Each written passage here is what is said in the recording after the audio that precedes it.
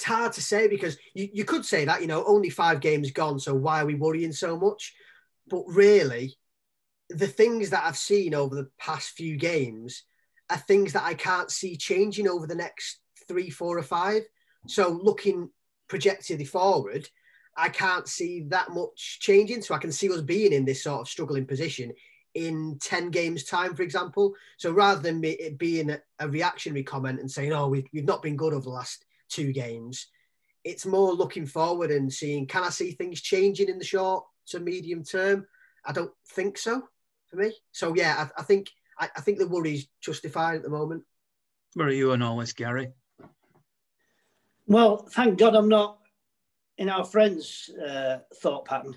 Jesus Christ, talk about hang yourself. Let's look realistically. We win our game in hand. We're 2 points behind Everton, who until today were unbeaten. Had scored so many goals. The goal difference, I think, is 5. Villa's is 7 because of the score that they did against Liverpool. There's been some strange results, but there will be strange results because there's been no preparation. These players are playing 2-3 games a week. They've had no rest. The international players have been away on international duty as well. It's been constant. No rest. You're having to change the teams around. And as I say, for him to say he can't see anything happening in the next 10 games. Jesus. Well, where's he been for the last 3 seasons? Hang on a minute. Let's get a realism. A bit of realism. For Christ's sake. You wear the shirt there, and all I've heard out your mouth was critics. Critical. Did you say anything that was positive? Let me jump in at this point, Gary, and say I didn't hear it.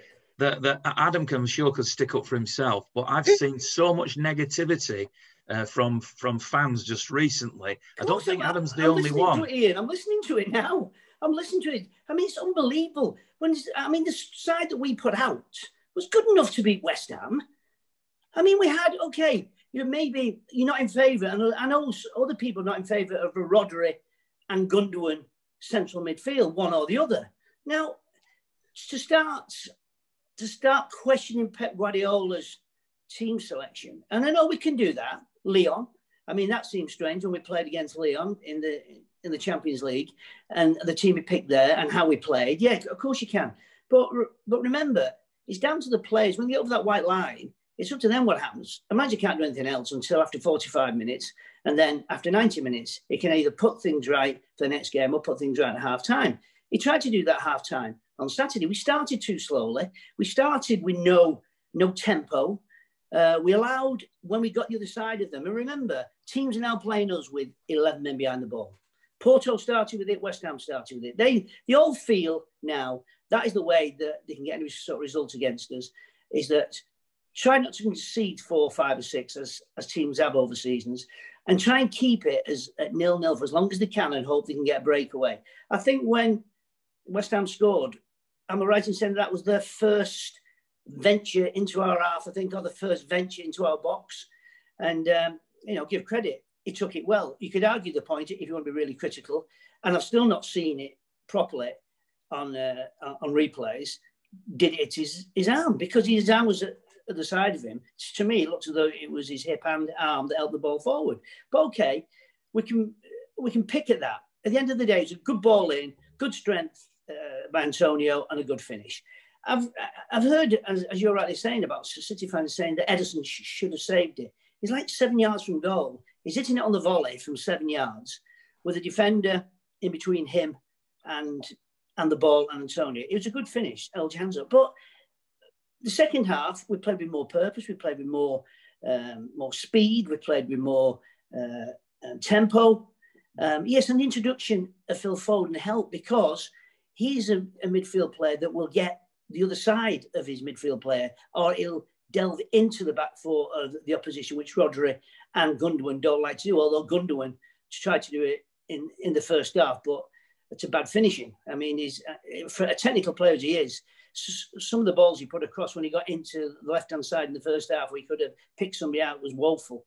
And a shot that he had that really, it was close to the corner flag and it was to go. So yes, of course we can pick at that. But when you think the Mahrez, you've got Sterling and you had Aguero.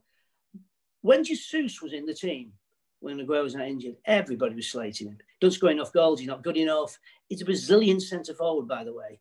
You know, City fans need to get a realistic angle on all this, because with the centre forwards we've had in the past, and Guardiola's our leading goal scorer, he's been off injured for God knows how long. They've thrust him straight back into it because we've got nobody else, because Jesus is injured. Now everybody's, because Aguero's got a hamstring injury, which will happen, or some sort of injury will happen when you've been out for a length of time. He's been out and come back and try then to play at the pace we were playing at. Something goes, especially when there's no rest and you're coming straight back in after that length of injury. So he tweaks his hamstring, so he's out. So we look at our team that we set out. There was no fear in my mind that that team that was put out couldn't beat West Ham. And if you look at the stats and you look at the shots, what you have to put down to is a bad first half. We improved second half. We dominated the game, and only for bad finishing by Mahrez and Raheem Sterling, which you'd have expected one of them to have put something away, then the game would have been won, and we wouldn't have had all this negativity. But for me, you've got to look at no Laporte, no Jesus, no Kevin De Bruyne. We're missing players all the time, and you know, players having to play out of position as well. But for me, City didn't deserve to get beat against West Ham. They deserved to win the game with the chances that they had, but we didn't take the chances. And again, it'll come back to haunt us that we'll have chances, and if we don't put the chances away, draws is no good. You need to. It's better to have a run of 5 games and win 3 than be undefeated with 5 draws, because that's what got Mark Hughes the sack. Had too many draws and he was there. So, I mean, we played 5 games. We've got a game in hand. If we win the game in hand, we're 2 points off the top. I think we just need to all settle down a bit and think exactly what these players are having to play 2-3 times a week with no rest apart from 2 weeks. Well, I'll let Adam come back if he wants, but I'm also going to throw in, and you two can discuss this, and I'll just sit back and listen if you like. One of the big criticisms in the last week, I would say, one of the players that's got a lot of criticism is Raheem Sterling. I can't believe the number of people I'm seeing who are saying he should be dropped to the bench. It's time that they left him out. How do you two, with your views, feel about that? Just you go for it. I'll sit back. Get my popcorn out. I'm surprised at that, really. I don't think Sterling should be dropped here. I think he's had a good start, and I think obviously he's been one of the standout performers over the last couple of seasons and stuff. I don't see the reason why we should drop him. I think some people have got a bit of vendetta against him, I feel. I certainly don't. I'm quite happy with him in the starting lineup. Obviously, he should have finished his couple of chances that he took, that he could have took yesterday. But really, I think his movement's good, and I wouldn't be putting the focus on him. I'd be putting the focus on the base of the midfield, and I'd be questioning, why we didn't start Foden over Gundogan personally yesterday. I think it is okay to question the starting lineup because, as you mentioned there, we were talking about Phil Foden made a big impact in the second half. He would have made that impact from the first minute if he would have started. I think the tempo would have been a lot higher had he started. And I just don't think Gundogan is good enough for that number 8 role, that David Silva role. And although Foden clearly isn't a finished article yet, he's better at that for me than Gundogan is, because he's always asking for the ball. And as soon as he came on, he just changed things for us. And it wasn't about West Ham stepping out. You could say Porto really stepped out as soon as we got that second goal. So it was easy for Foden and Torres to look good. But things didn't change when Foden came on, because of the position of West Ham. It was purely because Foden's energy made things happen. And I've not been someone that has been shouting for Foden to start every week for the last 2 or 3 years. I'm not some sort of Foden super fan. But when I've seen him play towards the end of last season and the start of this season, I'm thinking, you know what? He's in my starting 11 now. And I certainly would have started him against West Ham because I think we should have learned lessons from Wednesday. And I think it's okay to have this sort of high standard of expectations now. I know we've got to play two or three times more than we should be doing at the moment, and Pep can moan about the schedule, He's moaning about the schedule, but he's put 2 identical starting 11s out in 4 days. What's that all about? Why is he doing that? So you know how many times? Do you know that you've even said it? Do you know how many times he's done that in 177 games? I know. So why has he done it? Why did he do it yesterday? Yeah. So why did he do it yesterday? Well, do you not think the injuries?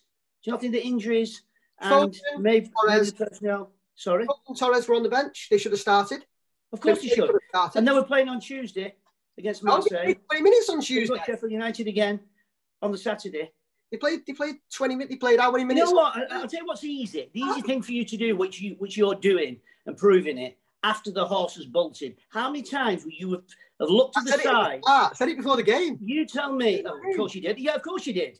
Of course you told us all.